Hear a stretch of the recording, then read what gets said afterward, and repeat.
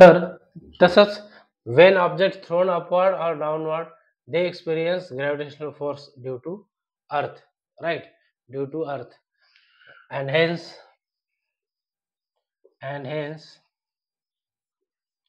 experience acceleration due to gravity. Acceleration called acceleration due to gravity. Acceleration due to gravity, त्यालाच काय म्हणतात? Acceleration due to gravity म्हणतात. त्यालाच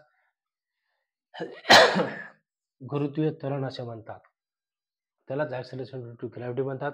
त्यालाच acceleration due to म्हणजे गुरुत्वीय त्वरण म्हणतात. वस्तू वर फेकली जाते, खाली फेकली जाते. वर जाताना स्पीड कमी होते, खाली येताना स्पीड जास्त वाढते. तर म्हणजे त्याच्यावर कोणतं तरी बल ऍक्ट होतं. कोणतं बल ऍक्ट होतं? तर गुरुत्वीय बल ऍक्ट होतं. मग ज्या वेळेस एखाद्या वस्तूवरती बल प्रयुक्त होतं त्या वेळेस तिच्यावरती त्वरण ऍक्ट होतं. मग त्वरण हे कोणत्या बलामुळे आहे? ते गुरुत्वीय बलामुळे आहे. म्हणून त्या त्वरणाला नावच आहे गुरुत्वीय त्वरण, ग्रॅव्हिटेशनल ऍक्सलरेशन, राईट. इथेच आहे.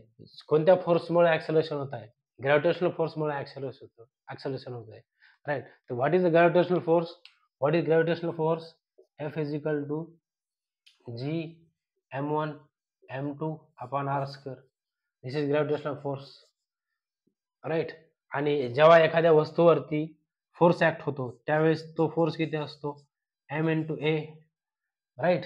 फोर्स किती असतो? m into a. बट इथं a किती आहे? इथं a आहे g, इथं a काय आहे?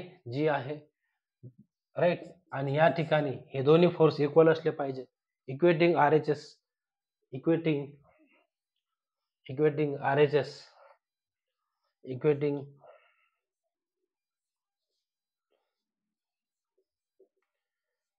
RHS right hand side equation 1 हे गुरुत्वीय फोर्स आहे. आणि हा एखाद्या वस्तूवर m मासची वस्तू आहे, त्याच्यावरची जी ऍक्सलरेशन होत असेल तर त्याच्यावरचा फोर्स हा F is equal to mn act केला जातो. तर RHS equating RHS of 1 and 2 we get काय मिळतं आपल्याला? G m1 m2 upon r square, ठीक आहे. आणि वस्तू आपण काय करू? या ठिकाणी m म्हणजे अर्थ घेऊ आणि m2 म्हणजे वस्तू घेऊ. m म्हणजे अर्थ घेऊ, m1 म्हणजे अर्थचं मास, कॅपिटल M म्हणजे अर्थचं मास, m2 म्हणजे वस्तूचं मास, ठीक आहे. Is equal to m2 into G. म्हणजे m2 ही वस्तू घेतली आणि m1 म्हणजे अर्थचं मास घेतलं. m1 म्हणजे काय घेतलं? अर्थचं मास घेतलं. m1 म्हणजे काय घेतलं? अर्थचं मास घेतलं. या ठिकाणी m1 म्हणजे अर्थचं मास, m2 म्हणजे वस्तूचं मास घेतलं.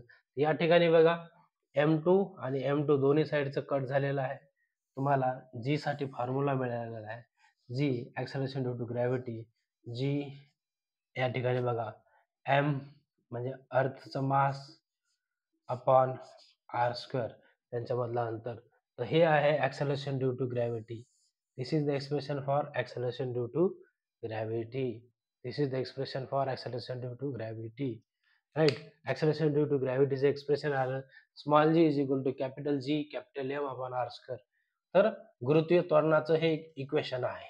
गुरुत्वीय त्वरणाचं ते इक्वेशन आहे, राईट. आणि ह्याच गुरुत्वीय त्वरणाचा आपण वापर करणार आहोत.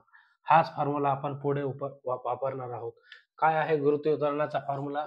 G is equal to capital G capital M upon r square. जर याच्या किमती टाकल्या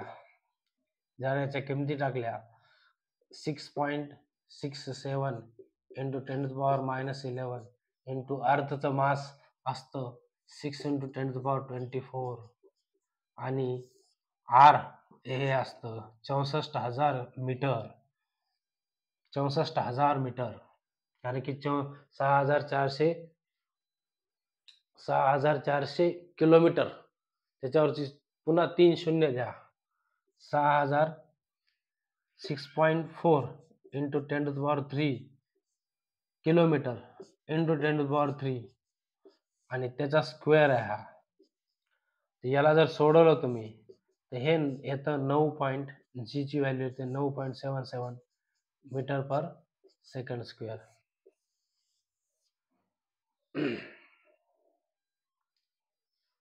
आलं का लक्षामध्ये? क्लिअर? 9.77 किलोमीटर, ज्याला आपण लिहितो 9.8 अप्रॉक्सिमेट आपण 9.8 मीटर पर सेकंड स्क्वेअर असं लिहितो. So this is acceleration due to gravity. This is acceleration due to gravity.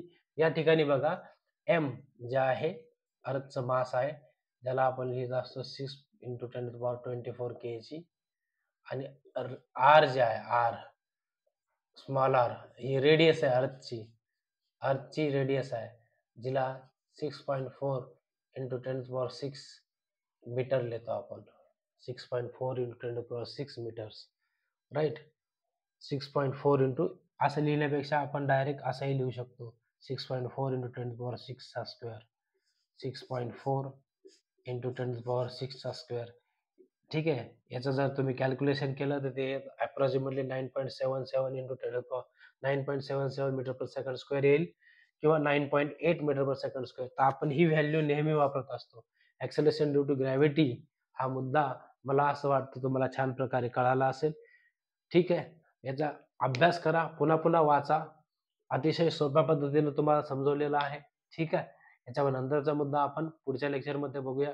तोपर्यंत चॅनलला सबस्क्राईब करा, आम्हाला सपोर्ट करा. ठीक आहे. तोपर्यंत थँक यू व्हेरी मच.